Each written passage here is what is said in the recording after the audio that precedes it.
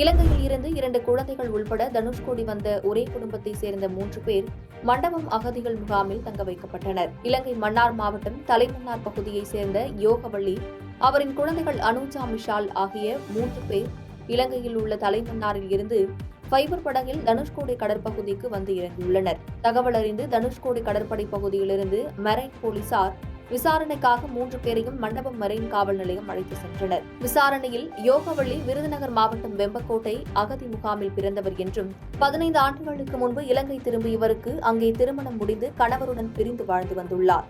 2 குழந்தைகளுடன் இலங்கையில் வாழ முடியாத சூழலில் வெம்பக்கோட்டை முகாமில் அவரது தாயாருடன் சேர்ந்து வாழ்வதற்காக மீண்டும் தமிழகம் வந்ததாக தெரியவந்துள்ளது. விசாரணைக்கு பின்னர் 3 பேரையும் மெரைன் போலீசார் மண்டபத்தில் உள்ள இலங்கை தமிழர் மறுவாழ்வு முகாமில் ஒப்படைத்தனர்.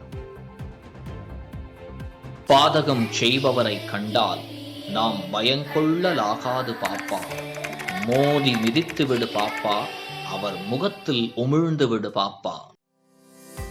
அண்மை செய்திகளை உடனுக்குடன் தெரிந்து கொள்ள இணைந்திருங்கள் இயம்நாடு தொலைக்காட்சியுடன்.